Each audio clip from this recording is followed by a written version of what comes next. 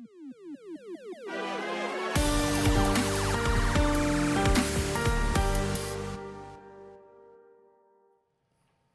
can't tell if I'm a bigger fan of turkey or cheese. I wonder which one would be better if only someone was eating it. Oh my God. Welcome to Respawn. What? I'm eating it. We got you.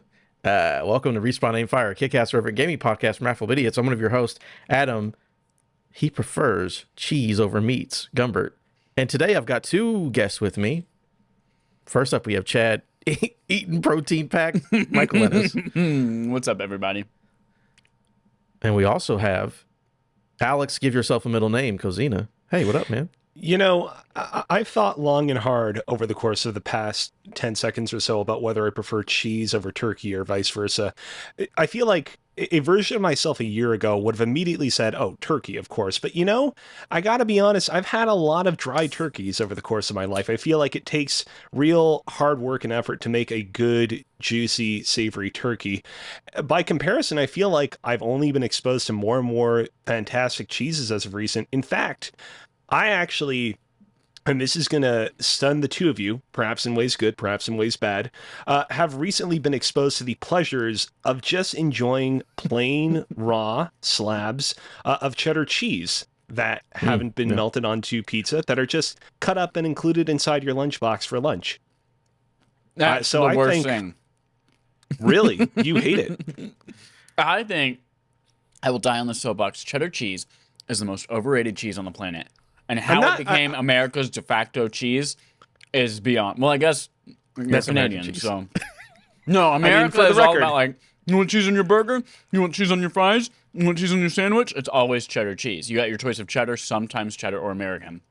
For the record, I wasn't saying that cheddar is the best of the cheeses. I think if you're looking for a good cheese, you can do better with like a nice provolone or a mozzarella. I'm just saying, slabs of cheddar cheese, better than you would expect. And so I would say overall, cheddar and cheese is better than turkey. And I am in the other corner of this boxing ring saying, don't listen to him, everybody. Have a mind of your own. Don't let the American way spoil your cheese choice. Steer clear of cheddar cheese and get yourself some white cheddar, get yourself some Manchego, get yourself some Munster. Here's the thing. Take 2 pieces of bread, slap some slices of Kraft American Singles, because legally we can't call it cheese, right in the middle. Yep, fry that bitch up. It's the best thing you'll have all day. Here's the thing. I'm in Alex's corner. I'm his manager, and I'm rubbing his shoulders in this boxing ring because, again, like you said, cheddar isn't his favorite, but turkey gets messed up all the time. I hate eating turkey because it's always so bad. So yeah, I would rather eat cubes of cheddar, even cubes of cheddar cheese over turkey any day, because I know what cheddar cheese is going to be compared to turkey is going to be trash. Here's the twist. Same. You already lost. Same. Oh, okay. Well, there you go. If I had to choose between turkey and cheddar cheese all the way. Turkey's a piece of shit. Yeah. But I buy this particular set of empty now power protein packs because it has dark chocolate nut clusters in it. And I am a big fan of those dark chocolate nut clusters. So I eat those, guys, and I eat the rest of the trash so that I can have the dessert. Guys, I don't know whether or not I want to be a show regular anymore. I gotta be honest. Sorry, it's in your contract. You catch us live.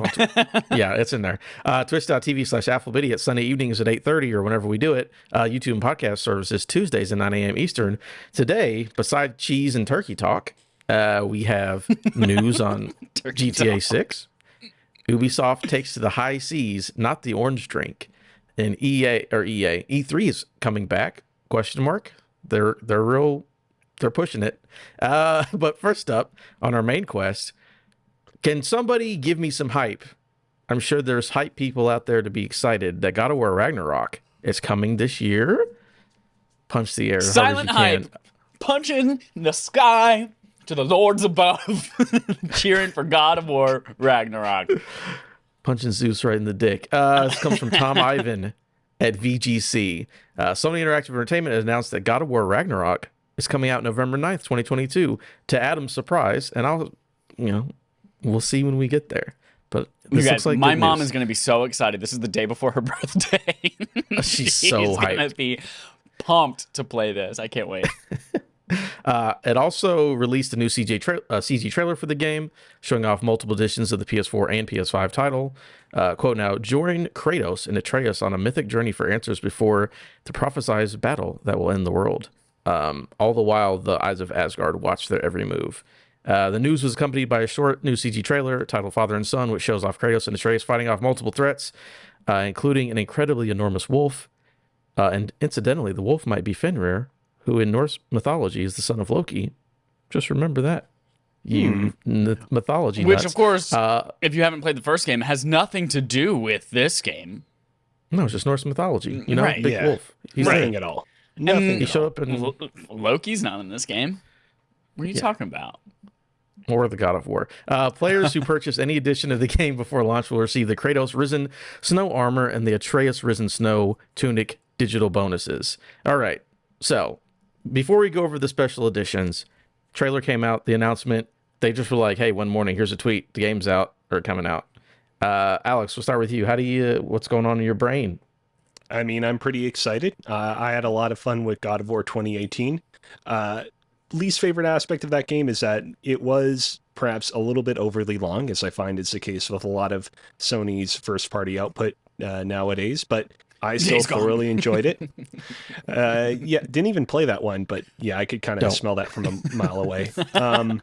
But I'm nevertheless all in on seeing where, Kratos and Atreus' journey continues into. I'm really interested in seeing what the kind of like meat of this experience consists of, because yeah, they stated in the kind of press release that came out with this new trailer and announcement, join Kratos and Atreus on a mythic journey for answers before the prophesized battle that will end the world. I was more of the impression that this game was going to be more akin to something like Mass Effect 3, for example, where in Mass Effect 3, the Reapers have overtaken Earth, and you have to kind of curry the favor of a bunch of the alien races in the galaxy so that you can kind of retake Earth. So Act 1 is you go to the Krogan planet and you help them out, and they come on your side. Act 2 is you go to the Quarians planet, you get the Quarians and the Geth on your side. I thought this game was going to be you go to the location where the Aesir reside, which are like the other pantheon of gods independent from Odin and his kin, and you were going to be like, hey, you guys should join up with us in the final battle. It seems like this is going to be more of kind of like a solitary journey akin to what the first game was, which is not really, again, what I was expecting, but I still have faith that whatever they have in store is going to be pretty good. Chad? I am like a little girl who just got her favorite toy on Christmas. 2018 God of War. There it is on the camera. There it is. Favorite game of all time. Not the best game. That's reserved for Last of Us Part 2, but it is my favorite game of all time. One of my favorite things about God of War 2018 is the way that like the game is not about fighting these gods. It's about, just delivering mom's ashes to her resting place. And these gods tend to get in the way. But they are foreshadowing the entire game. Like, you think you're going to run into Thor, you think you're going to fight Thor, and you end up the very, very end of the game in the secret ending, Thor shows up. And then you're like, oh, fuck, that's game 2. And then also the whole time you have Odin's ravens that are just kind of around watching you from hidden little secret spots, and you can go and you can kill them and stuff like that. But the sentence where it's like, all the while the eyes of Asgard watch their every move. It's just like, Thor's the big person that we're focused on, but what's going on in the background? What's Odin up to that we're going to get into? I'm so freaking stoked for this game, Adam. And the collector's edition that they unboxed, was not a fan of the unboxing video, but man. Well, since you're already bringing it up, we're going to talk about that. Collector's, again, I'm excited. I like the first game. I feel like this is the only real competition for Game of the Year stuff. Maybe we'll talk about that in a second. But I hope it's good. And I hope it's not too long. I'm with Alex on that, because I know you love Last of Us Part 2, Chad, but the number one complaint I hear is like, it should be half as long as it is. Yeah, when you think you're at the very end of the game, you realize you're only halfway through, and you're like, what? I'm playing the whole... Yeah, it's... But I think it'll be good. I trust them. It'll at least be fun, because I love the combat. So, talking about special editions and such, they're on it. They said they're going to do it, and they're doing it. Players who purchase standard edition of God of War for PS4 will need to upgrade to the PS5 version for $10.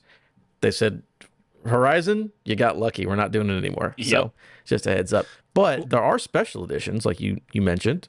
And I'm looking at them now, and it's basically, I mean, so there's a collector's edition and then a Jotner edition, which I'm sure will be $500.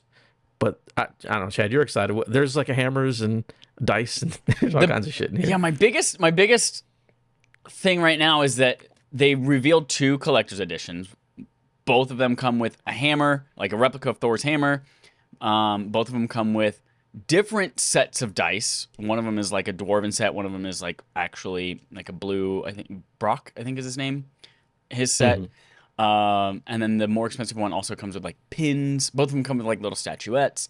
But it comes with pins and a vinyl record of the soundtrack. But no price. Pre-order date this Friday. Like, hey, if you're interested, get ready this Friday to pre-order it. But we're not going to tell you how much of your life you have to throw away in order to get it. But so I hope that sometime this week is revealed so that people aren't surprised on Friday morning thinking they're going to get it and then realizing it's, like you mentioned, several $100s more than they thought it was going to be.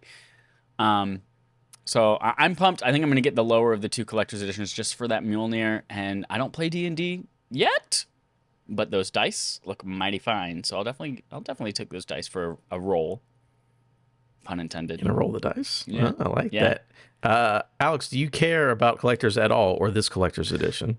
No and no. I've indulged in some collector's editions here and there in the past. I just find that I don't tend to use a lot of the thingamabobs and doodads they come with enough to really kind of justify the extra added cost. I'm trying to kind of rack my brain for the last like few collector's editions I purchased where I really used the things that they came with. There was a collector's edition.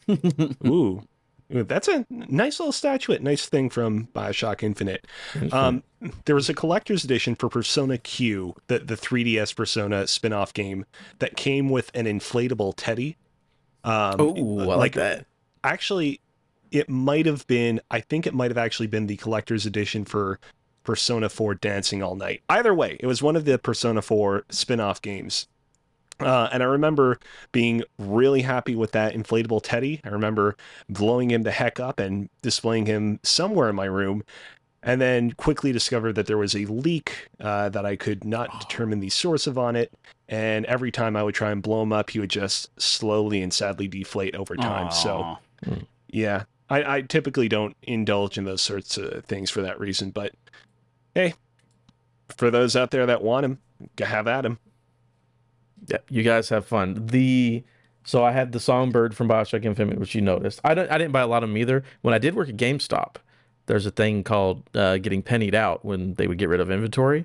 And let me tell you, you just hide a collector's edition in the back for a couple months, penny that bad boy out. Oh, look at this cool statue I got for a penny. It's great. You want to see something I got for a penny? What do you? Okay, that's childish. Okay. These shorts, they were a penny at Old Navy. They got pennied out. Oh, the shorts. Yeah. Oh, okay. I wasn't just rubbing my butt, you nasty. I didn't know what you're doing. But November 9th should be fun.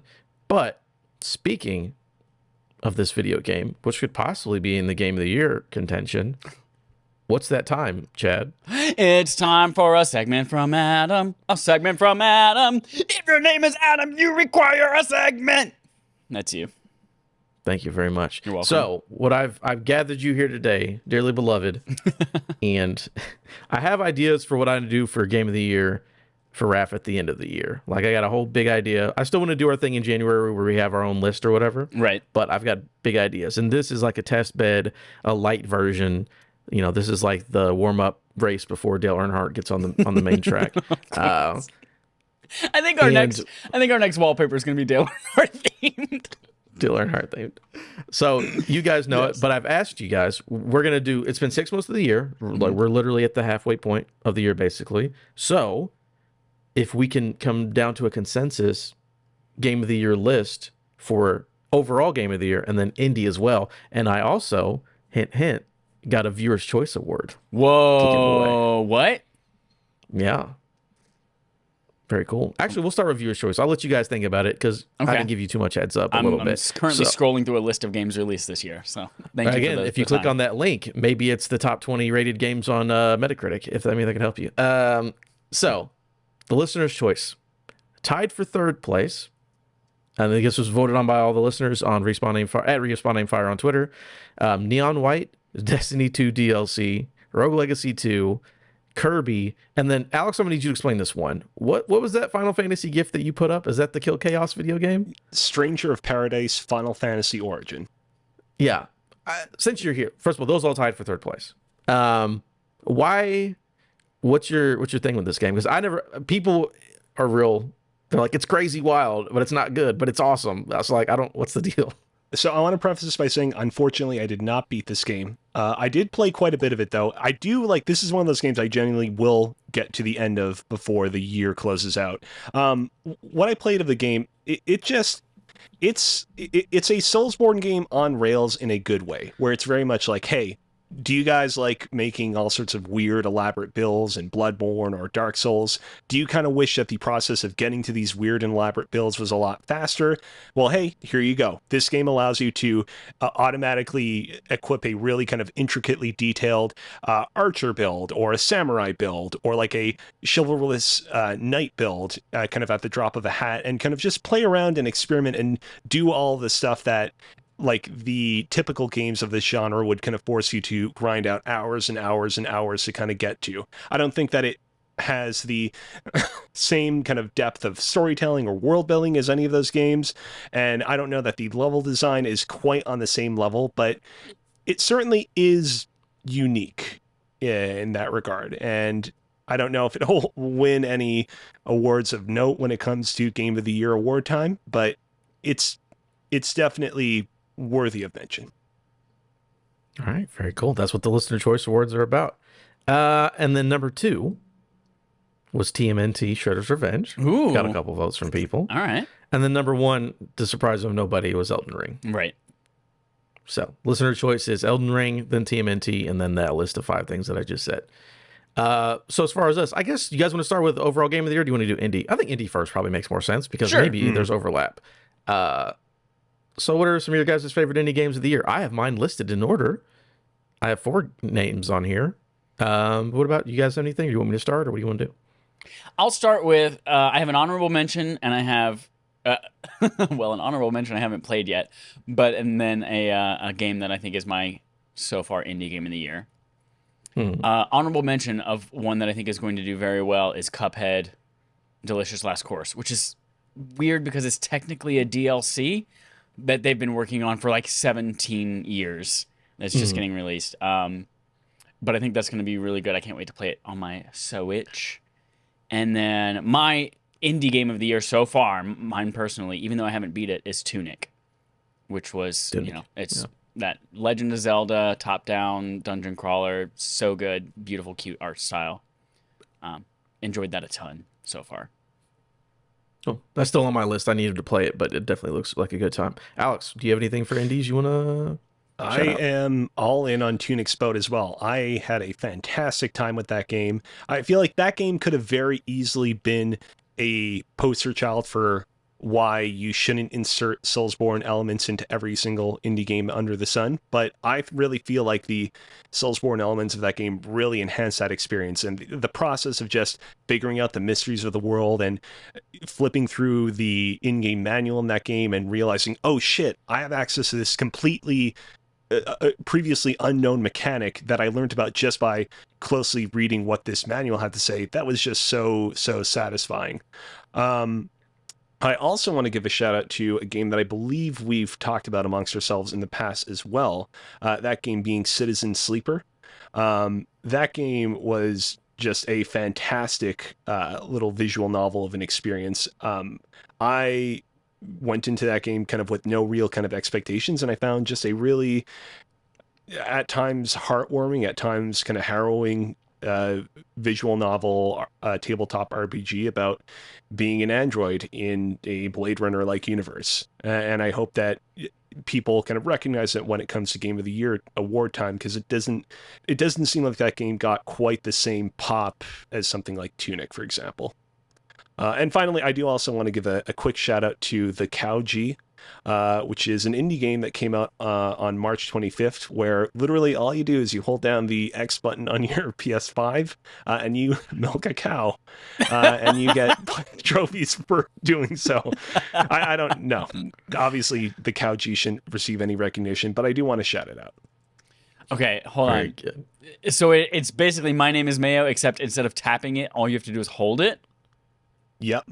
It was my 217th platinum trophy. That's the best thing I've ever heard. How long does it take to get the platinum? So according to psnprofiles.com, I got it in 2 hours and 7 minutes, but that's because I would keep getting up and doing chores and tasks. You can get it in 5 minutes. Okay. That's great. The count's so stupid. I love it. So I actually have a numbered list because, again, I had a heads up and time to do it. And again, the whole point is deliberation and coming to a consensus. Number one for me was TMNT Shredder's Revenge, without a doubt. Not super long, but I don't think I've had more fun playing a video game this entire year than when I was playing TMNT. That's all I wanted to do. And again, it only took me 2 nights to beat it, but I was like, oh man, I love this. This is fantastic. And I don't think I've had more fun with a thing. Next was Weird West, because it's a Devolver Digital game and it's about cowboys, and I'm all about both of those things. I think it's great. I think it's on Game Pass, in case you have PC or an Xbox. Everyone should check that out.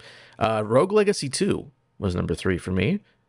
Very, very good video game. I think more people are going to be talking about that by the end of the year. Again, it's just Rogue Legacy, but way better and with more budget, it feels like. And then number 4 on my list was Citizen Sleeper, because I really enjoyed that game. It came out of nowhere. I was all about the vibe and everything to do with it. So if we had all the things we've talked about, again, it would be different at the end of the year. If we had to come to a consensus, what do you guys think is the best? You guys have both said Tunic. I think that's the only overlap that we have. I think Alex and I said, Tunic was number 1, I think. Although you both have Citizen Sleeper on your list, but it's number 4 on your list. It's number 4 on my list. It is low on my list, yeah. Yeah, I mean, I would give Tunic the edge just because, some of the things that game does with its in-game instruction manual mechanic are just so incredibly ingenious. Citizen Sleeper is a fantastic game in its own right, but I feel like we have seen and played other games that are very similar to it before. It's a great kind of refinement of those experiences, but I don't know that it's necessarily doing something that's super new in the way that Tunic felt like a kind of breath of fresh air for its own genre. All right, so first 6 months, Tunic would win it. Again, we're not going to go through a numbered list. That'd be for the end of the year. But right now, Tunic, best indie game of the year, according to these Raffians over here.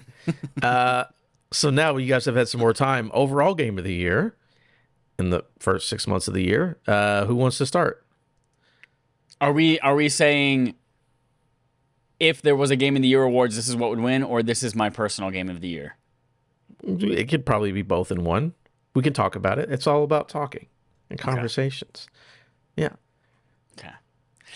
Here's my dilemma. Right now, I'd say hands down, Elden Ring will win the first half of the year Game of the Year. I think it is the peak of the Soulsborne type game. It is, everyone's loving it. There's a lot to do. It's an open world. It's a brand new, fresh take on that as well. And it was really well executed. So I think that I will not be surprised 100% if that ends up winning. It's not personally I spent maybe 15 hours with it, so it's not personally my favorite thing of the year. I think the only thing right now that would challenge it that I've played, weirdly enough, would be Pokemon Legends Arceus. You were a big Arceus boy. Or Destiny. I was, yeah. I put so much time into that game in a week. Or Destiny 2 Witch Queen. Obviously, the hype on Witch Queen is just we're now several months into it, so I feel like it's gone for me now, even though I'm still really enjoying it and still playing it every single week. But I do not expect that to be the case at the end of the year. There are so many things coming and so many things that I have yet to play, like Horizon Forbidden West, that will probably take a much higher spot on my Game of the Year list right now. But if we were to vote, my Game of the Year would be either Destiny 2 or Pokemon, although I highly assume that Elden Ring would win overall. Yeah, right now we're deliberating and you're convincing us of what we all think consensusly should be.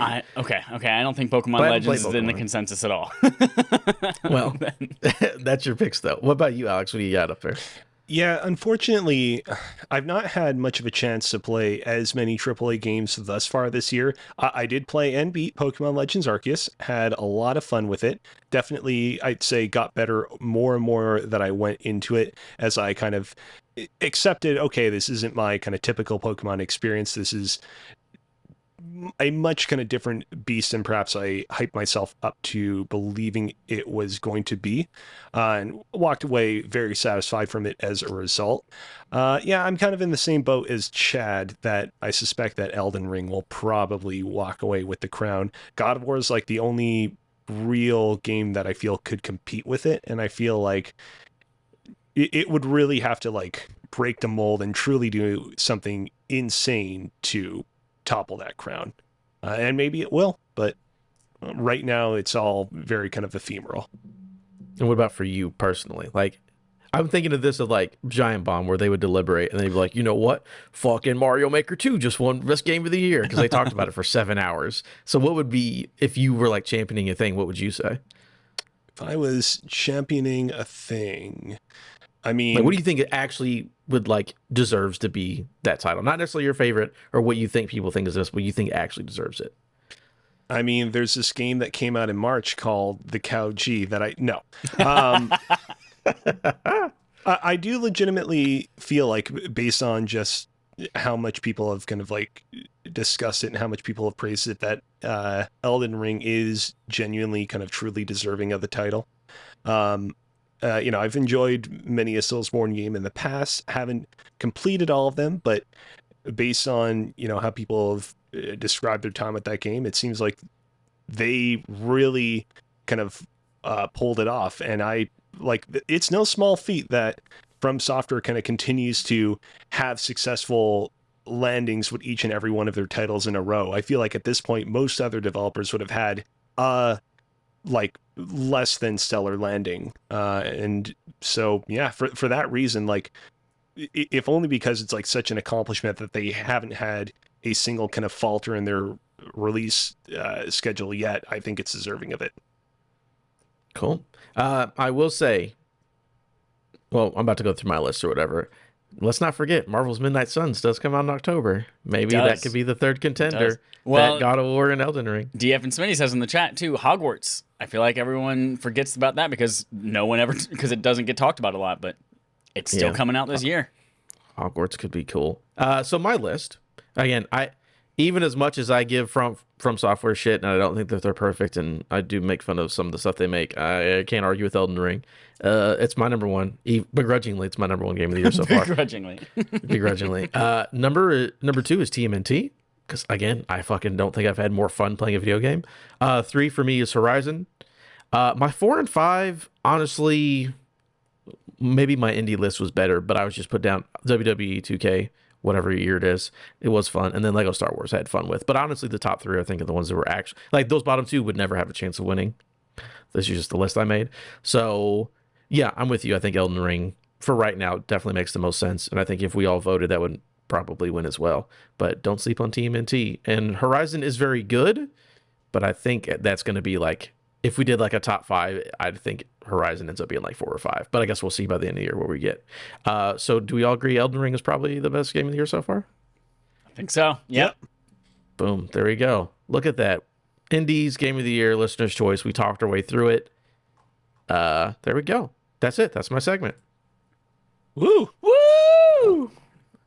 Fun times. We'll hammer that out and get that perfect by the end of the year. But speaking about hammering things out, Chad, what have you been playing? Actually, you know what? Screw you, Chad. Ooh, thank you. Alex, what have you been playing? Because I'm interested to hear about this second game specifically. Okay, well, in that case, I'll get through the first game that I've been playing relatively quickly. After playing through the entirety of the Life is Strange series for the spoiler cast that we recently did, I needed a nice, warm, comforting blanket of a game to get me back into good spirits, because playing through some of those games, especially 2, can be pretty harrowing. And I realized, hey, hold on a sec here. There's a PS5 specific version of Apex Legends. That means not only is there an opportunity for me to play more Apex Legends in the best, most optimized way on my PlayStation 5, there's a new way for me to earn trophies playing Apex Legends. And so you better believe that I downloaded and played a little bit of Apex Legends PS5. That game continues to be great. There are a lot of characters in it now that I didn't previously unlock back when I last played it. So there's still a lot of new stuff for me to get used to, but I think it speaks volumes to that game's quality that I am still 100,000% hook, line, and sinkered in. The other game that I've been playing. Hold on, before we move on from Apex, how are there trophies? Is it still free to play, or is there like a paid PS5 upgrade that gives trophies? It is still free to play. There is no platinum trophy. It would seem as if your game needs to be a premium experience of some sort for there to be a platinum. There are only like a collection of like 10 bronze, silver, and gold trophies at the moment. I feel like that's the first free-to-play game I can think of that has trophies. Like Warzone doesn't, Fortnite doesn't. Right. That's wild to me. Might be. I think just Fortnite Save the World would probably have them, but yeah, I don't think the Battle Royale. I also have all the achievements in Apex. Apex is a fantastic game. There are definitely a few games that come to mind. It's a little bit, I mean, this one's kind of an edge case, but Fall Guys, now that game is free to play. It does. Yeah, okay. Right. Yeah. Yeah. There are a few games I'm sure that we could go down the rabbit hole on. In any case, the other game that I've been playing is a little game by the name of Bridge Constructor Portal. Let me paint the scene for you guys. I was sitting in front of my TV. I was starting to become a little bit ashamed about how much I was playing Apex Legends. I knew that I needed to move on to something else before I just emulsified into a blob of pure Apex. Went looking through the PSN store to see what was on sale, and I saw, oh hey, Bridge Constructor Portal is on sale for $2. Picked it up, downloaded it, and I gotta say, like, when this game first came out a couple of years ago, I feel like the big kind of discussion around that game was, yeah, it has Portal in its name and it's Portal themed, and GLaDOS shows up and says some cool, funny stuff, but it's not really a Portal game. It's a Bridge Constructor game with a Portal coat of paint on it. And I'm here to tell you guys that's completely and 100% true.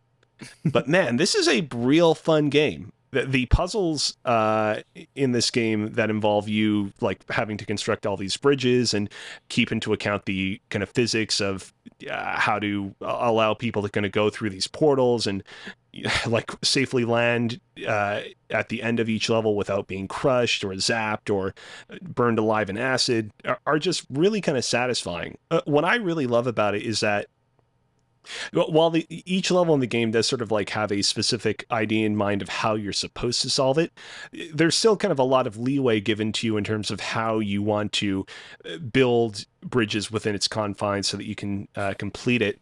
And I've had a lot of fun being like, you know what, I'm going to build this one bridge in this kind of funny way, kind of funky way. The game leaves a lot of room for artistic expression, if you even want to call it that. And I've like taken many a screenshot of some of my completed levels because I've been like, man, not only did I solve this level's puzzle and get all of my crewmates over to the other end with my bridges, but this looks legitimately kind of pretty in a very weird, fucked up way.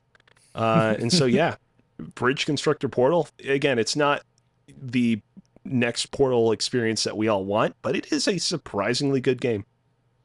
Does it still have like the cheekiness and character of the previous Portal games in it? It does. It does feel kind of like a cover band version of what we've seen before, if I gotta be honest. Like I said, GLaDOS is there in person. She, espouses all sorts of not super helpful advice and occasionally very cheeky death threats or two. I'm not sure where this takes place in the Portal timeline, if this is like before or after GLaDOS has killed everyone. I'm assuming it has to be before. So, I mean, I suppose that this is all just a premonition to everyone in the game dying. But yeah, it's... Like I said, it is not on the same level as what we, came to love and expect from the series from the writing in Portal 1 and 2, but that's not why the game is great. The game is great for other reasons. Cool. Yeah, I think I know I've played the original one. I think I also have Portal and the Walking Dead version of it, but I think I actually played a little bit of the Portal one. I like it a lot. It's just fun to like, yeah, let me make a wacky thing and then it works. And you're like, science.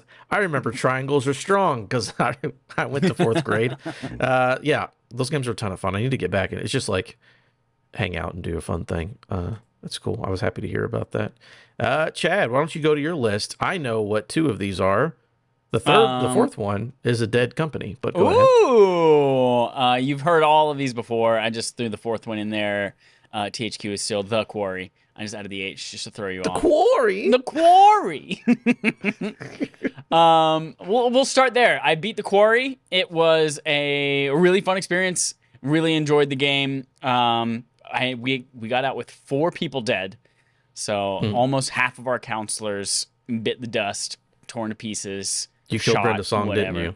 Brenda Song is dead. Rest in peace. Did not intend to, but I hesitated too long on the trigger. So yeah, Brenda's dead. Had a really good time with that game. I do feel like it's tough to justify the $70 price point on it for the experience that you got from it. Like it was, as I mentioned, like it's beautiful, really well done, but like it's like $70 for that feels really expensive. So the first time it goes on sale, like 50, honestly, yeah, grab it. Absolutely 100% when it goes on sale for that. I think the game was really well paced too, aside from a chapter in the very middle of the game where you're used to like switching characters every maybe 5 to 10 minutes, and then suddenly you're playing as the same character for like an hour or an hour and 15, and you're just like, okay, I'm ready to be done with this part. But other than that, I had a really good time. I can't wait for the multiplayer mode, which is still kind of in this ambiguous, like they were like, it's supposed to be out on or before July 8th. We had to move our servers from Ukraine because of the ongoing conflict, and we had to move ourselves out of it as well. And so like, whenever it comes, I'll be glad to play the new like streamer kind of mode where one person is really in control and then like 7 friends can all watch and vote on what you do. But it's not like they tell you, I want you to go left. It's like they all vote and their opinion is weighted, and if they outvote you, then you go left. So that sounds really fun. So I'm excited to play that with a bunch of people. So. By the way, 2 days ago, the multiplayer update came out. Oh, it did come out. Perfect. Mm-hmm. Excelente. So they held true to their promise. Came out on July 8th. On the day. Yep. Like, at least July 8th. They're like, all right, July 8th. Yep. Of course, that's what Games Radar's telling me. So very cool. I'll definitely check that out at some point. Playing more Deathloop. Ooh, in fact, I was playing question. Yeah. About Quarry. Remember when I said there was like a really, really grisly thing that has to do with a gun? Did you get that part? Oh, yeah. Oh, my God. Whoa. Why is that in a video game? Whoa. Holy. Yeah. Ugh, as soon as I saw it, I was like, oh, this is what Adam was talking about. And Jesus Christ. And they linger on it, too. They linger. Yeah. It's like, hey, look at this. Do you have to let it linger? Yeah. Good game. Good game. Playing Deathloop, though. Mm-hmm. Again, jumping into this game, it was the #1 game that I didn't care about last year, and then everyone cared about it, and I'm like, fuck, okay, now I guess I'm gonna care about it, and having a blast with it. I'm still the mechanics still feel very Bethesda. Like jumping doesn't feel great. You feel super heavy. The gunplay, if it weren't for the snapshot sights where you just like pull the trigger and it immediately like snaps to the person to help you aim, like. The gunplay wouldn't feel good, but it kind of does now. That all doesn't matter to me, though, because the rest of the game is so compelling and the dialogue. And I go to this part of at first I was a little bummed out. I was like, oh, it's only like 4 small maps. And I just go at different times of the day. But now I'm like, oh, it's putting this giant map and puzzle and drawing the strings between it like that Charlie Kelly meme. Just like, this person's safe combination is over here in the daytime, and then in the afternoon I got to go here to get the fireworks code, but then I got to kill myself because in the morning I can go over here and interrupt this thing. And it's excellent. And then now to the point where like it's afternoon, I got things I want to do in 3 of these different areas. I got to come back and I got to kill myself twice pick one. and pick one. Yeah, you don't have to kill yourself. You got to do one, reset the loop, and then come back and do another, and then reset the loop, and then I guess you wake up dead, whatever. Yeah. It's so funny how kind of quickly you change from being like, oh man, every single time that I'm alive in this game is so precious. All the times that I'm able to kind of visit a new area and a new time of the day are precious. I'm going to make the most of my time on this planet, to just being like, I'm just going to kill myself at the earliest convenience. I got to go take care of this, that, this, and that. Yep. That game's a lot of fun. I am curious, though. You think we'll ever see DLC for it? Because I feel like we would have heard about DLC for the game by now, and it doesn't seem like that's coming to fruition. But maybe I'm wrong. Don't think so. Yeah, because I don't know the timeline on it, but Dishonored got word of DLC again, Deathloop's been almost a year, and we haven't heard anything, so I don't think we're going to get it. Because, yeah, we would have... I think we either had it, or they told us already when it came to Dishonored 1 and 2. So it might be one of those things where, like, they don't want to put any more development time into what is currently a PS5 exclusive, being a Microsoft-owned company right now.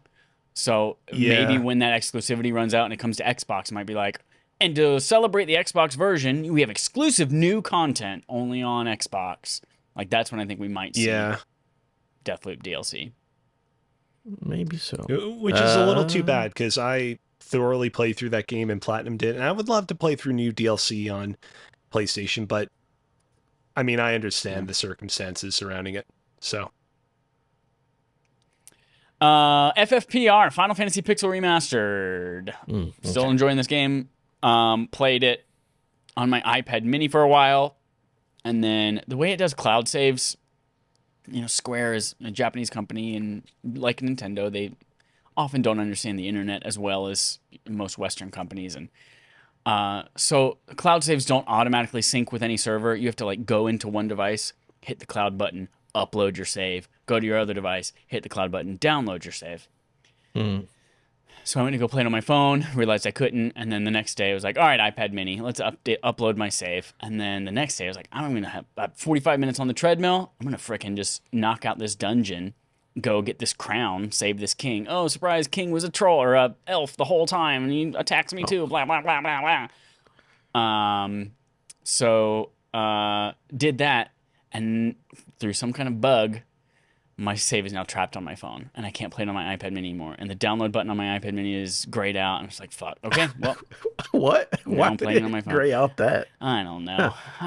So, still playing it, but now the whole reason I have the iPad mini is I want to play as many games as I can. It's like, now I can't play this game.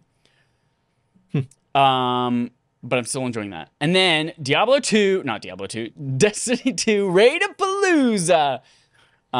We had 2 nights in a row where we all 6 of us had availability. Well, Joel didn't last night, but his friend stepped in.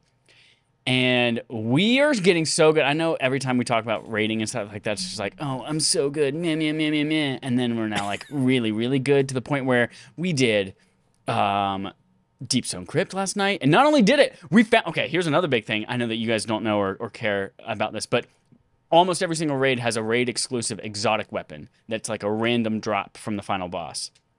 And the drop rate is really, really low. And this season, they made legendary loot farmable on these things. So you could play it again that same week and get new drops. But the exotic, there was no confirmation that the exotic was farmable. But they also have a weekly rotation of raids. So one raid is in rotation every single week, and this week it was Deep Stone Crypt. And it turns out 3 weeks ago, someone proved that yes, the exotic is farmable. So we played the boss of Deep Stone Crypt 7 times last night, maybe. Played through the whole raid and then just did the boss over and over and over, trying to get Eyes of Tomorrow for Matt and Jerica. Did everyone get it? They did not get it. Everyone else already has it, but those 2 did not. Oh, I did it 7 times. Don't got it yet. Well, I think total we've done that raid now 25 times maybe. So, but we did beat Rip. So we did Deep Stone Crypt. We beat Riven last night, which was the dragon boss at the end of The Last Wish, which we've only ever cheesed once, and then we could never do it again. And then we went back and we cheesed it this time. And there's, Jerica got 1,000 voices on that one, which is the raid exclusive weapon. Are you guys gonna do the first to beat or whatever whenever the new raid comes out, since you're pros now? You're pros. No. We are pros, but here's the thing. When we jump into a raid, like we did Val the Disciple in February or March or whenever it came out, we were like, yeah, we're amazing, world's first. And then as we were going through, I got yelled at by Dallas and Joel because they're like, what are you doing? Why are you going up there ahead? Let's explore. Let's look at this cool wall. Look at this. And yes, it's beautiful and we want to explore.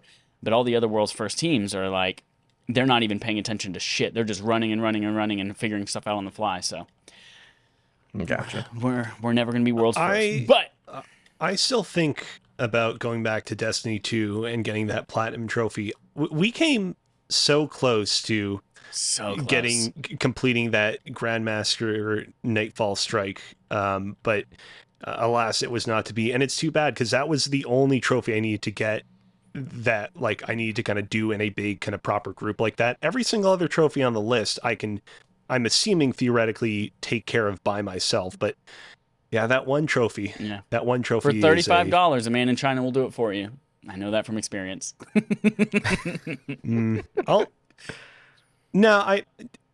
I'll stay true to my ideals. I don't think I'll ever farm it out like that, but I mean, I suppose I'm happy to know about that. What's sad is that like 6 months later, I did actually complete the Grandmaster Strike. I would have gotten it, but you know what? I don't regret anything. It's okay. No. So we did Deep Stone Crypt. We did Riven. We did An Encounter of Vault of Glass. We did Vow the Disciple. We did... What else did we do? Most of Garden of Salvation. Like, every raid that's in the game we touched this weekend and beat most of them. It was like, we are so freaking good.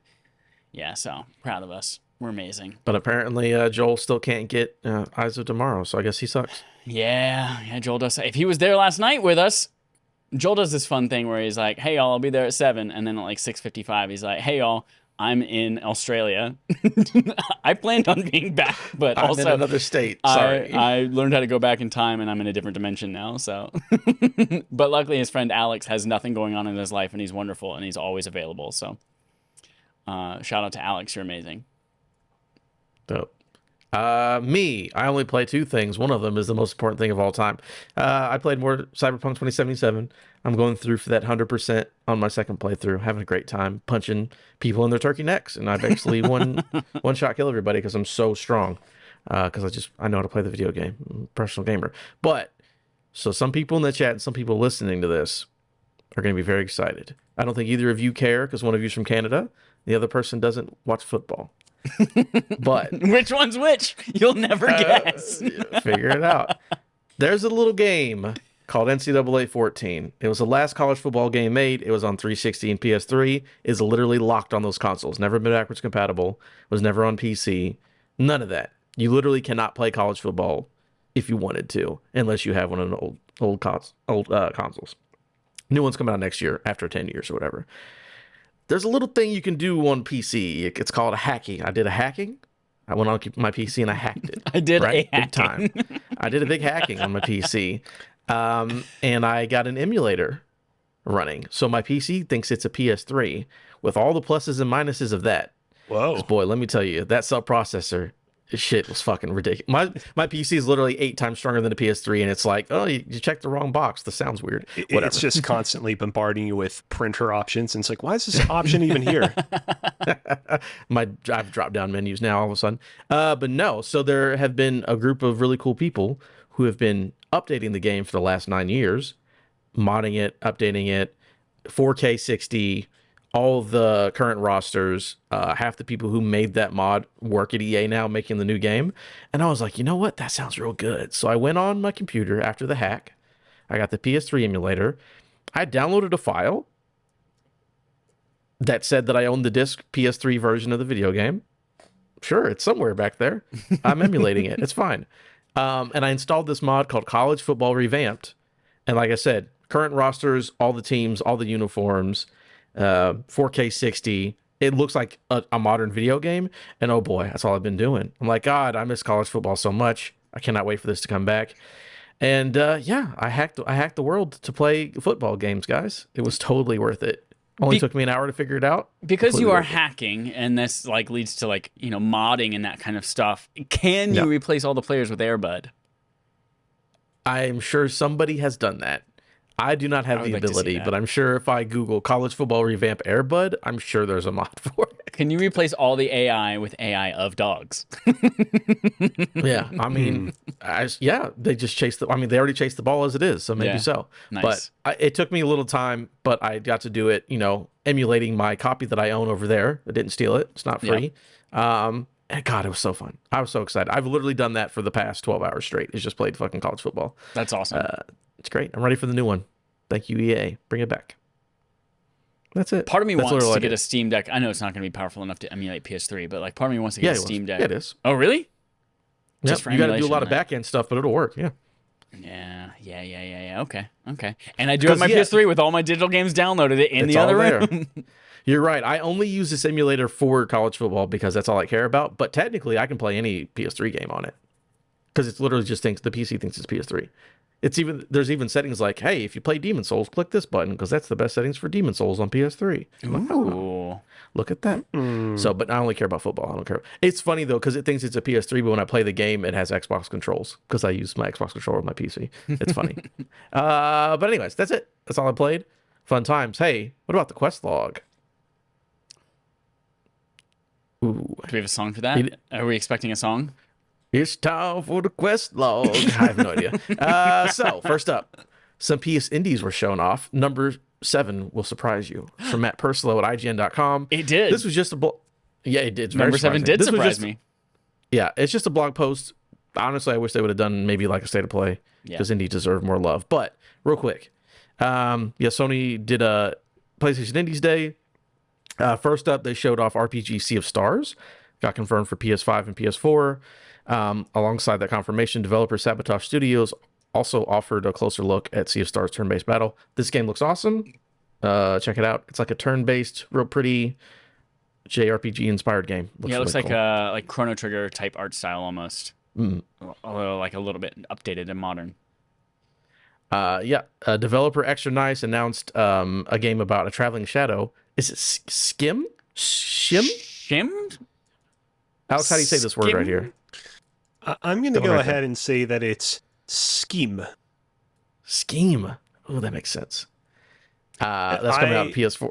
So I want to say for the record, that was totally off the dome. I didn't mean anything particular by that way of pronouncing it. But scheme does actually make sense because that does sound like a sinister scheme, which I feel fits into the theme of this game being about a shadow that has its own like thoughts and personality. Oh, hold on, please. I think this might be a German thing. Oh, Scheim. And if it is, nope. I think it says Dutch-inspired locations right here. So is it a Dutch word, maybe? Well, Dutch is like derived from German, and SCH is pronounced like sh in German. Schim. You let me know. I'm going to keep reading because I only care about number 7. Yeah, maybe it's Dutch. Shim in Dutch is ghost in English. Okay, well there you go. Oh, okay. Technically, it's like schim. I'm not from Europe, as you can tell. Cult of the Lamb, which we already knew about, it just got announced for PS4 and PS5. Looks awesome, of course. PS1 style retro sci-fi game Signalis will be coming to PS4 on October 27th. A psychological sci-fi survival horror has visuals similar to the early days of Resident Evil and Silent Hill. Hugh Games has announced the Tomorrow Children. No, we're going to talk about this in a second. Tomorrow Children Phoenix Edition will be launching on September 6th. This re-release of the lost 2016 PS4 game is just not a new way to play an old game, but also rely on lots of new features. I remember this being a huge thing. Like they kept showing it at shows, like Tomorrow Children, and then it came out and then disappeared. What is going on? Does anyone remember Tomorrow Children? I mean, it literally says there in the description, like this lost game.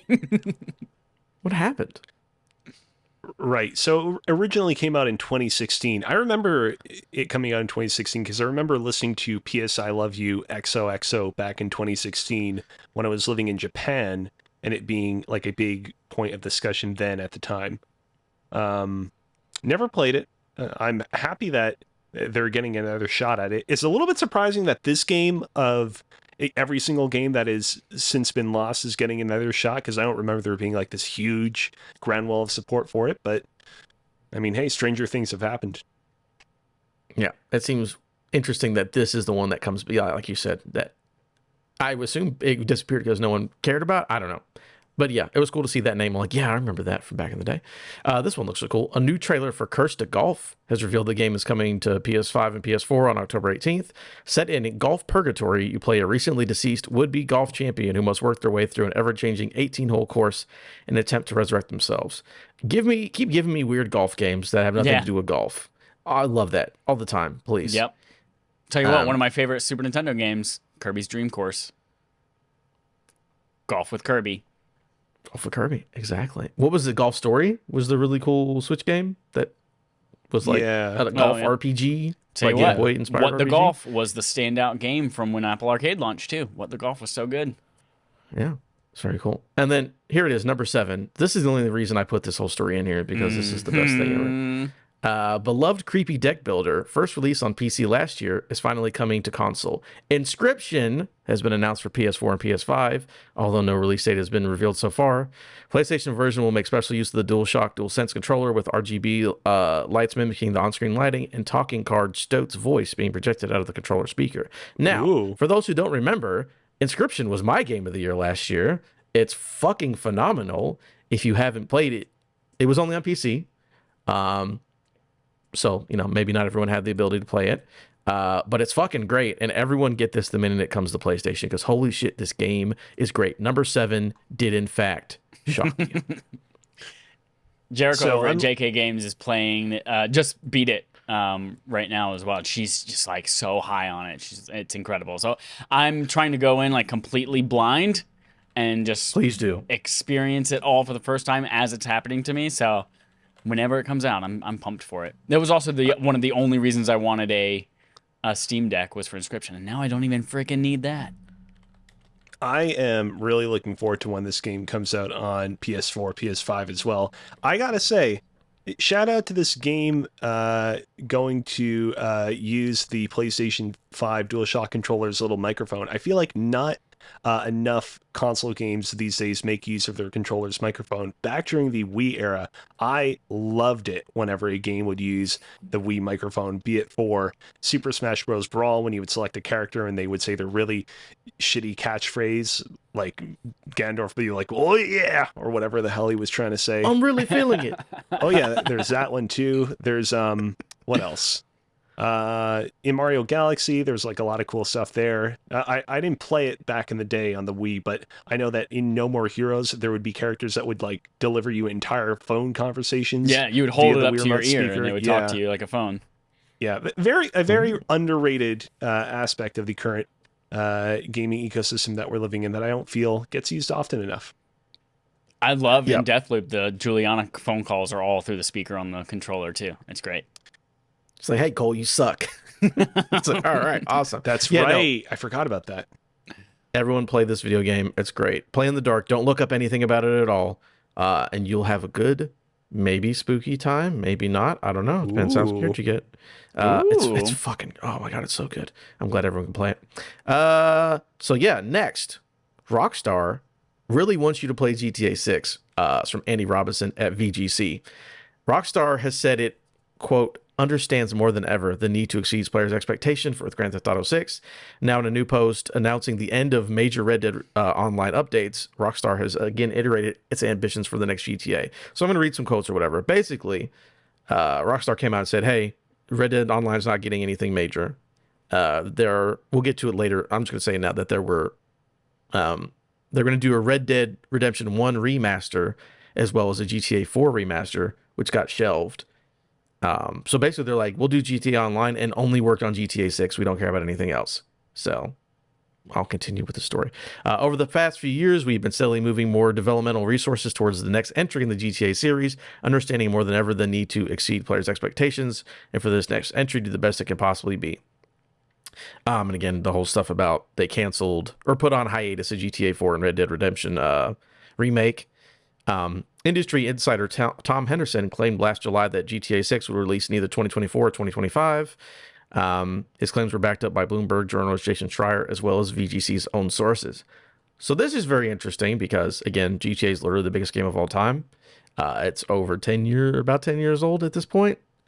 And Rockstar's like, yo, stop everything else. We got to get out of GTA 6. And we're supposed to get it in the next 2 or 3 years. Chad, I know you're weird, the only human being on the planet who hasn't played GTA 5. But I think this is a pretty big deal. And good God, I want GTA 6 so bad. How do you guys feel about this? I guess Chad, go first because I was talking to you. This is planned obsolescence. They released Red Dead Online. I played that for a good 2 hours one night and killed a sheep or a goat or some exotic foal or something. And now they're purposefully pulling support for it so that they can go put it into some other product they want me to buy. No, this is the right call. I don't know anyone who's playing Red Dead Online right now, except for Jericho from JK Games the other day was streaming it in a cowboy hat. So go check out JK Games. They're great. So yeah, this is 100%. If no one's playing that game, stop putting resources into it and put it into what everyone wants. Listen to your customers. That's it. So happy this is happening. Yeah, I'm more of the opinion that, like, I would have liked to have seen Rockstar come out and be like, hey, we're not putting any resources into a Grand Theft Auto 4 remake or a Red Dead Redemption 1 remake. I got a little confused for a second because there was Red Dead Revolver, which preceded Red Dead Redemption, and so I sometimes get those numberings confused. Would have liked if they had came out and said, we're not doing those remakes, in part because, yeah, things didn't turn out so well for the previous remasters we did, but also because we're restructuring things here at Rockstar. We focused too long on just the single title that's going to completely kind of revolutionize the industry. Instead, we're going to go back to the way that things were previously, where we would work on a couple of games simultaneously, and each one of those individual games isn't necessarily the biggest game ever, but you'll still thoroughly enjoy them. Unfortunately, they're not doing that. They're focusing on the one singular super fauna of an experience that is currently on track to release within the next couple of years. That game being Grand Theft Auto 6. But I mean, I don't really blame them for being like that, because like that game is gonna make gangbusters when it comes out. So yeah, focus all your resources on it. But I do long for that era that we used to have, where they were working on more games at once instead of just the one. You miss State of Emergency for the PS2? Is that what you're saying? Oh yeah, every single day, every single night. I legitimately play that game at my friend's house all the time, and I was like, "These are the guys who make GTA 3." He's like, "Yeah." I'm like, "Why don't we play GTA 3 instead?" No, it was fun though. It was a fun time, run around, shoot stuff up. The next one, I put it in all caps. I'm not going to scream it, but Dead Men Tell No Tales, which apparently is part of a Disney ride where a parrot repeats that over and over again. Yeah, it's Pirates of the Caribbean. Dead Man Tell No Tales. Right? Is that what it does? Just do they still do that? Because I know they revamped the ride with Johnny Depp a little while back, and I don't know if they still have that guy on it. Well, actually, the one in Disneyland is currently under construction, I assume, to remove Johnny Depp. Well, they got to put him back in now. He's not in trouble anymore. Yeah, who knows? Well, he's not going to be Johnny, or he's not going to be Captain Jack Sparrow. He's not going to be Johnny Depp anymore. Yeah, he's not going to be Johnny Depp. He's going to be Donnie Jepp. But this comes from Eddie McCucci, GameSpot. Regardless of this, has nothing to do with Pirates of the Caribbean. It's a different kind of pirate. After years of development and multiple delays, Ubisoft's pirate game Skull and Bones will launch on November 8th. The company announced during its Ubisoft Forward Spotlight event last week. My mom is not going to be as excited about that one. That's 2 days before her birthday. Yes. But definitely one day before God of War Ragnarok. Yeah. Interesting. I'll get her both. The game, yeah, she'll love it for her birthday. Those two video games. The game will be released that day on PS5, Xbox Series XS, Stadia, and PC via Epic Game Store and Ubisoft Store, but not on Steam. The game will also stream on Google Stadia and Amazon Luna, and Ubisoft Plus subscribers on PC can get the game at no extra cost. In addition to announcing the game's release date, Ubisoft confirmed that there will be cross-play and cross-progression across platforms. And Skull and Bones, players are on a journey to become a pirate kingpin and will grow their ill repute by taking part in naval combat in a variety of settings. Players will take contract and gather resources, and they can also customize their naval fleet. Skull and Bones also supports co-op, whether by starting a session in a group with up to 2 other players or finding these players in the game world. Also has PvP, so you can go head-to-head, pitting their fleets against each other.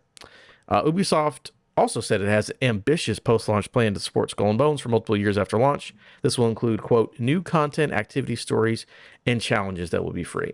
Now, before I let you guys talk, because I'm the only person who likes pirates because I'm an 8-year-old boy. I enjoy pirates, just not most pirate games. Yeah, well, you're not wrong. So, again, this game's been in development hell. I watched the presentation, watched the video. I'm like, maybe I can have fun with this. I don't know about spending $70 on day one for it. Someone, I don't remember who I was listening to. I listened to 18 podcasts. Someone was like, yo, that game just looks like Monster Hunter with pirates. I'm like, fuck, that is exactly the way that they're building the model of the game. Because again, you control the pirate ship, but then it's like, oh, get off in the port town and take activity. It's like, oh no, that's literally like, get your contracts and go do your monster hunts, which is an interesting way. I think someone brought that up. But yeah, I'm interested. I don't know about $70 interested, especially 2 days before Chad's mom's birthday. But Alex, do you care about the pirates or this game? I know that my Press Wisely co-host AJ is going to be really excited that the Stadia is getting another new title. No, that's right. That's right. It is coming to Stadia.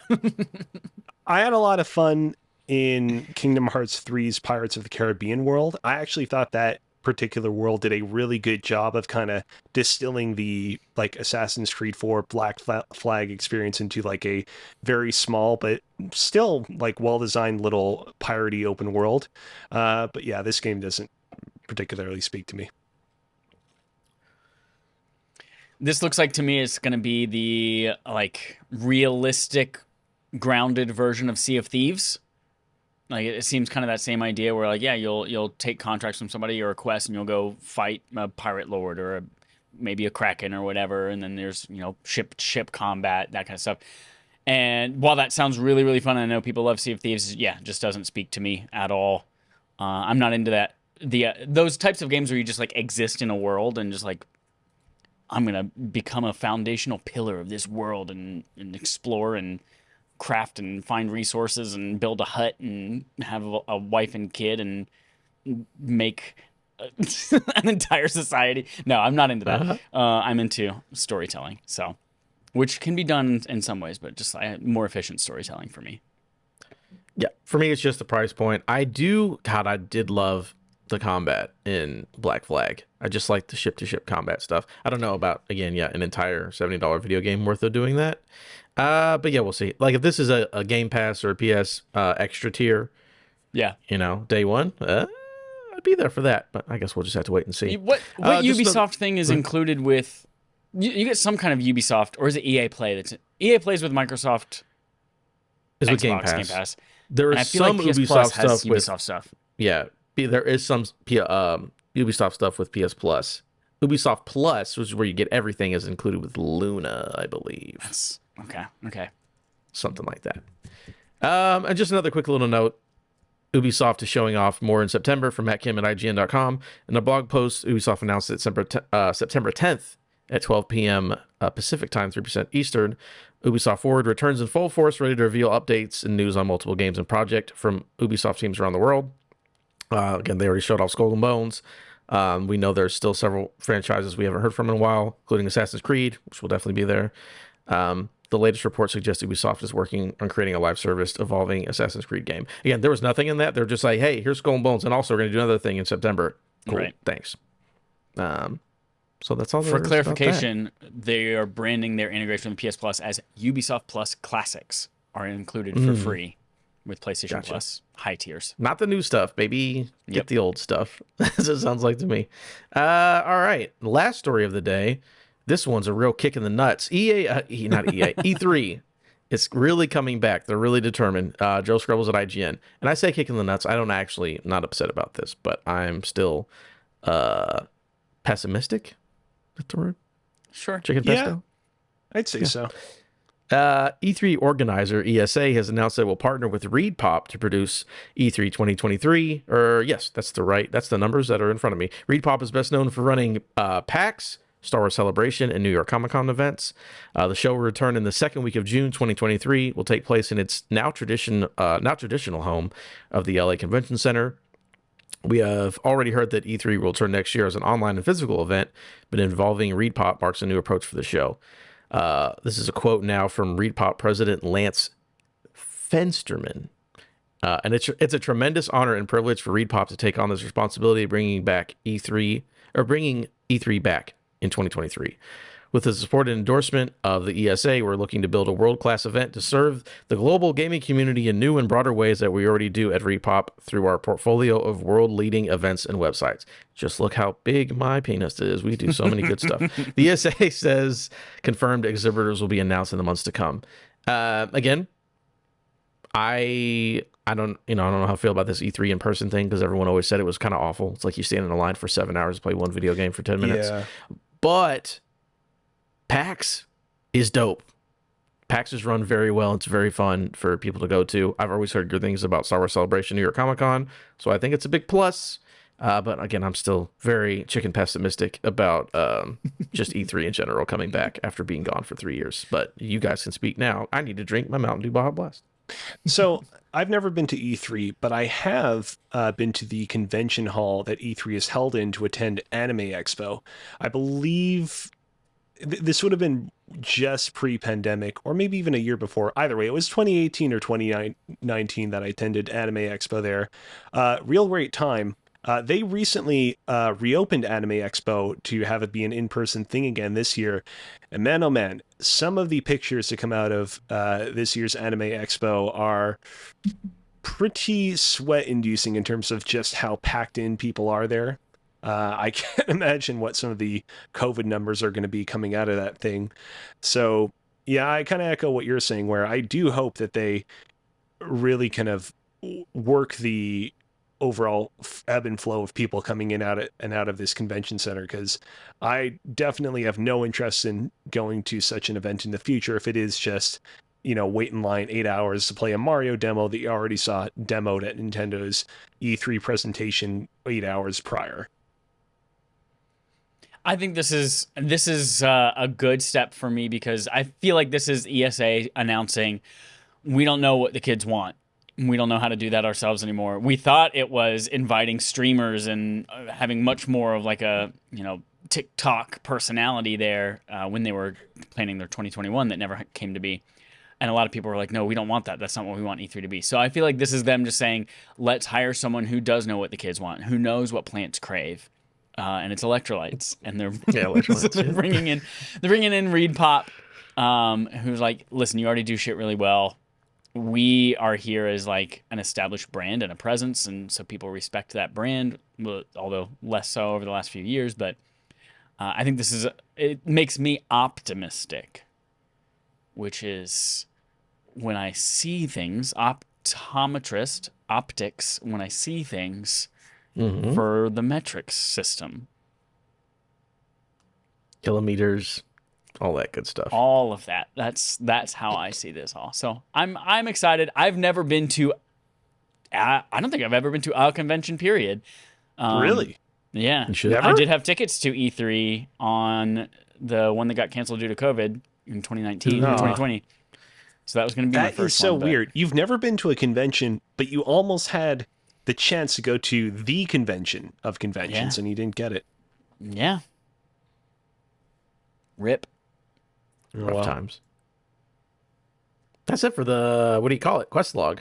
All the stories. That's all the stories today. I wonder if we have anything left. A game on Game Show. The game on our Game Show. We play a game called Game On. The Game Show on our Game Show. Game. Oh, what a great opportunity we have here with a third person on the show. In case you all missed the beginning of the episode, hey, this is Alex Kozina. You know him from... Here's some fun facts. Sorry, we're going to pause Game on Game Show for a second and formally welcome Alex. Hey, Alex, what's up? Hey, I was actually... I was going to wonder when on this show we would announce that I was a new regular guest host, but I guess a month or two. Yeah. Better late than never. So yeah, Alex was, when we announced on... What is the name of that? Kind of Funny Games Daily? Several years in 2019, Alex was our first guest that we had on, along with Trevor, from that call. Alex was also on our very first Barf episode, and Alex has been on a ton of times from then to now. So it feels only fitting that he is joining us as a series regular. So you'll see a lot more of him going forward. Very excited to have you on board. Welcome, Alex. Thank you. Thank you so much for having me. It is a delight to be here. Now let's go ahead and let's start the podcast. I see that you wanted to talk about some of the best games of 2022 so far. No, zero interest in that topic. What I do have an interest in is GameStop Blackjack. Yeah. Yeah, this is a game we've played before with two people, but it's not as smooth unless you have a third person like looking at the prices of things while you all chat. So I'm so glad that we have a third person here now so we can play some cool 3-player games. I will be the dealer in this game, meaning I'm just going to be looking up prices of shit. But here's how GameStop Blackjack works. You are both picking 3 games that you're going to trade into GameStop. I will look up the current values of those games, and your goal is to get as close to $21 without going over. Whichever one of you gets closest without going over wins. And it's in-store credit with a pro membership? In-store credit with pro membership, yes. Gotcha. So we're not doing cash. So here's how it will work. We're going to go actually one game at a time. So you'll both choose your first game. I will look up the prices secretly behind the scenes. You'll both choose your second game. I will look up the prices. And then I will let you know what you're currently at. And you can use that as strategy to pick your third game.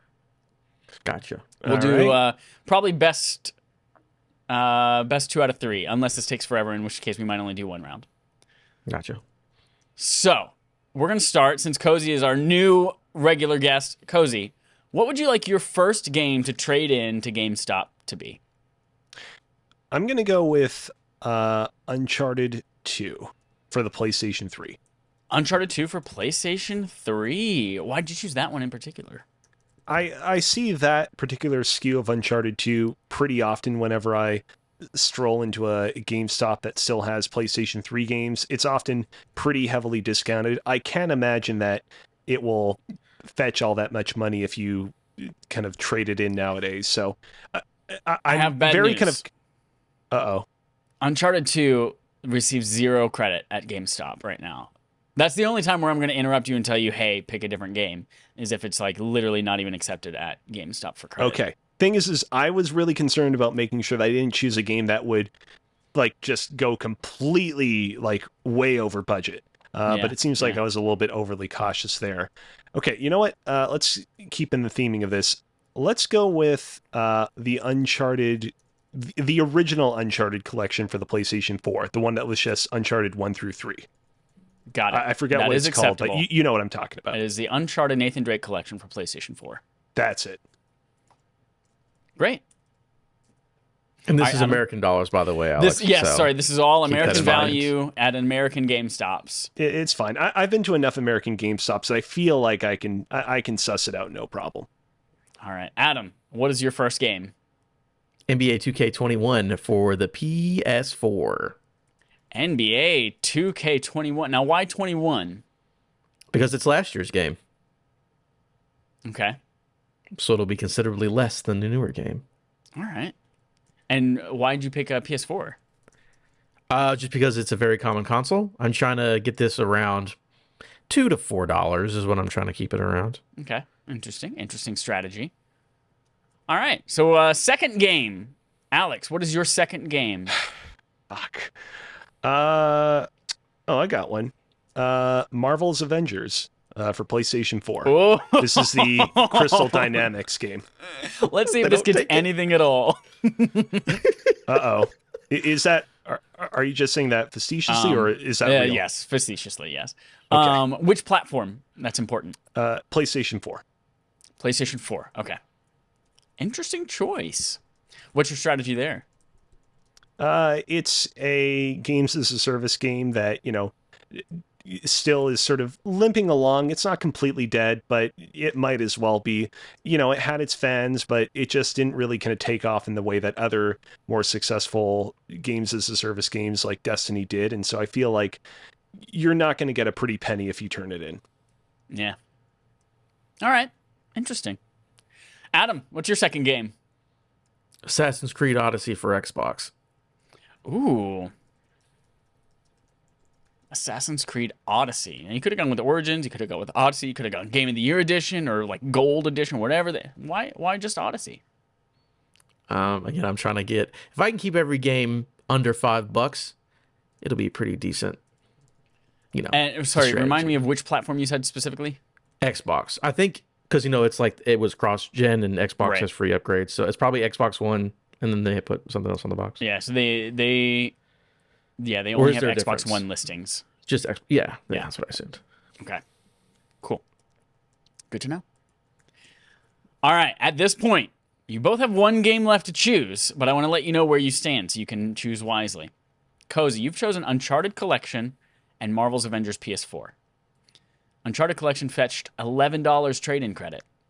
Ooh. Marvel's Avengers PS4 got $3.30, leaving you right now at $14.30. So you've got a good amount of cash there already. You got to pick wisely to make sure you don't go over. Adam, NBA 2K21, $2.20, right in your $2 to $4 range. All right. Assassin's Creed Odyssey for Xbox One, also $2.20, leaving you at $4.40 right now. So you've got quite a lot of ground to make up. Alex Or could I stay under and he goes over, and then I win. If that's your play, Alex could also just pick something really, really small. That's true. And then who knows? So, with that knowledge, Cozy, what is your final game to trade in at GameStop? I'm going to go for broke. This game might prove my downfall and might edge me a little bit over 25, but I'm going to go for it. I'm going to go with 21. Ratchet. Remember, 21 is the goal. Oh, really? Yeah. Oh, okay. I don't know. For whatever reason, in my head, 25 sounded more correct, but yeah, sure, why not?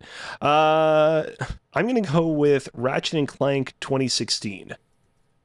Okay. Ooh, 2016. The remake for PlayStation 4. Yes. All right. Ratchet and Clank 2016 is an option. Perfect. All right, Adam, what is your final game? Far Cry 6. Far Cry 6. Is there a PS5 version? Yes. Let's find out. There should be. Yeah, I remember there was because I don't remember how I got it, There but is I an got option the for PlayStation PS5, 5 yes. version. Yeah. Give me a PS5 copy of Far Cry 6. All right. So, here's where we land. Cozy, Ratchet and Clank gets you $3.30, bringing your total to $17.60. Very good. Adam, you were at $4.40, meaning you needed Far Cry 6 to get you $13.20. If you had chosen the PS4 version, it would get you $8.80. But you chose the PS5 version, which gets you $4.40. Wow. Bringing your final total to $8.80. That makes 0 sense. That makes 0 sense whatsoever. I don't understand that. I am All right. shocked, but does anybody have like an actual legit explanation of why that is? No idea. All of the Xbox versions are $4.40 as well, but for some reason the PS4 version of It's it all is about $8.80. inventory. Yeah, I guess so. Like it has to be that like fewer people are buying secondhand PlayStation 5 games in general just because there are fewer PlayStation 5 consoles in people's homes, I guess. Maybe. All right, I say let's play one more round. We'll make that a warm-up round. All right. Cool. We won't take that win away from you, Cozy. You still won. Still very good effort. All right. We're gonna start with Adam this time, though. So Adam, new strategy. You've got shaking the rust off. What's your first game? XCOM 2 for the Xbox One. Stop autocorrecting to com. It's XCOM. Okay. XCOM 2 for Xbox One. Yeah. XCOM 2 Collection. That's the only thing available. Give me Collection. Okay. I don't want base game. That'll be like $3. All right. Good to know. Cozy, what is your first game? I'm going to go with Apex Legends Octane Edition. This is a copy of Apex Legends that you can buy in your local mom and pop GameStop shop that basically comes with like some skins for the character Octane and some extra like in-game currency or whatever. I don't know if they'll let you sell it back. That is correct. Yeah, there is the only Apex Legends related thing is a Pro controller for Nintendo Switch. See, I was thinking, yeah, I guess it makes sense. Yeah, all right. Fair enough. Let's go with Kingdom Hearts Final Mix collection. All right, Kingdom Hearts Final Mix. Is it possible it's called something else? Final Chapter Prologue is what's coming up. Yeah. I'm just going to type in Kingdom Hearts and see what pops up then. See, it gets a little bit confusing. I know, Kingdom Hearts confusing. Who'd be surprised by this? So on PlayStation 3, there was Kingdom Hearts 1.5 HD Remix, which was like Kingdom Hearts 1 and some of the spin-offs. Then you had Kingdom Hearts 2.5 HD Remix. And then on PlayStation 4, they bundled a bunch of them together as a collection that was separate from Final Chapter Prologue, which I believe Final Chapter Prologue was... Is it like 2.8 or some shit like exactly. That's 2.8, which is a fragmentary passage, the 3DS game, and something else that I forget off the top of my head. So there are two options here that I'm confused which one you might want. There's Kingdom Hearts 1.5 plus 2.5 remix for PlayStation 4. And there's Kingdom Hearts HD 2.8 Final Chapter Prologue. Yeah, I wanted 1.5 plus 2.5. I'd forgotten about the 2.8. God, I hate everything about the naming of that franchise. Yeah. Awful. Okay, got it. All right, Adam, what is your second game? Madden 2023 for Xbox. 2023? Yes, that should be the newest one. Madden 23. Is that out yet? 23 comes out in August, right? Because it was for... No, that'll be 24. No, wait a minute. No, you're right. 22. You're right. Madden 22 for Xbox Series X. Madden 22 for Xbox Series X. Got it. Okay, perfect. You like those sports games. What's the strategy with sports? I just know that they don't get any. They don't get it. I used to work at GameStop. They don't get shit. Got it. I know this. All right, Cozy, what's your second game? I feel like I've not thrown enough bones to the Xbox ecosystem, so I'm going to go with Outriders for Xbox. Ooh, okay. Outriders for Xbox. Got it. We're going to do the Xbox One version because the Series X version gets you nothing. Whoa. It's so weird. Yeah, it's weird. All right. So at this point, Adam, you have XCOM 2 Collection, getting you $5.50. Okay. Madden 22, I think, scored a little bit higher than you might be thinking with $6.60. Okay. Bit like $11. So you've got $12.10 as your total going into round 3. Okay. Cool. Cozy. Kingdom Hearts 1.5 plus 2.5 remix for PS4. Got $3.30. Outriders for Xbox One got you $4.40, totaling $7.70. You've got to make a pretty big jump to overtake Adam in the final round.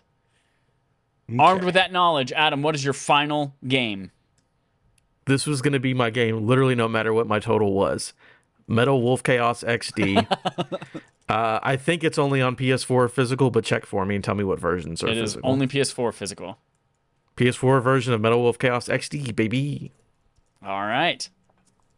That is our barf game for the month as well, if anyone's playing along at home. All right, Cozy, what is your final game? Well, if you chose a barf game, I'm going to choose a barf game. I'm going to go with Life is Strange True Colors.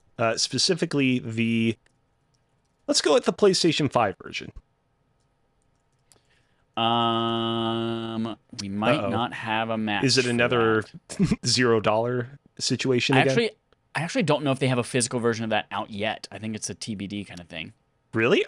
The version of Life is Strange True Colors I have is the physical PS5 version. So there is no trade-in for Life is Strange True Colors across anything, but there is Life is Strange 2 or Before the Storm. Those are the only two that offer credit. I feel like those would be too low though, because I don't feel like there's like enough cachet surrounding those. All right. Let's go with Kingdom Hearts 3. On which platform? PlayStation 4. I don't think there's a PlayStation 5 version yet. That is correct. All right. Kingdom Hearts 3 for PlayStation 4. Why do I get laughing? If it's like $3 or something. Adam, Metal Wolf Chaos XD for PlayStation 4 gets us $2.20, bringing your total to $14.30. Okay. Cozy. Oh no. Before round 3, you were at $7.70. Kingdom Hearts 3 gets you a whopping $1.10. Jesus. Bringing your total to $8.80. I was concerned for a second that you were going to feel that it would get me like $- somehow. That the chaotic nature of that series somehow had screwed me over in that way, but whatever, I'll take it. I gotta say, y'all are really not getting a lot of money back on your games when you trade them in nowadays. Oh, GameStop's always been a scam. Always been a scam. Yeah. Awful. Woof. That's so wild that like the PS3 version of Kingdom Hearts HD 2.5 Remix is double the price of Kingdom Hearts 3. Because they have fewer copies in inventory, so they're just willing to pay for it. That's all it is. That's so stupid. That was GameStop Blackjack, and that's it for Game on Game Show, and that is it for this episode of Respawn Aim Fire. Thank you everyone for listening. Thank you, Alex, for coming on board as our new regular guest. Everyone listening has homework, as usual. Go to patreon.com/respawnaimfire, where you can become a patron for $1 and get access to some cool stuff like the ability to vote on what we play through our BARF games, which is Backlog Accomplishment with Respawn and Friends. This month, for the month of July, you all voted on Metal Wolf Chaos XD, which is a game with mechy mechs, and you go shooty shoot with big old explosions.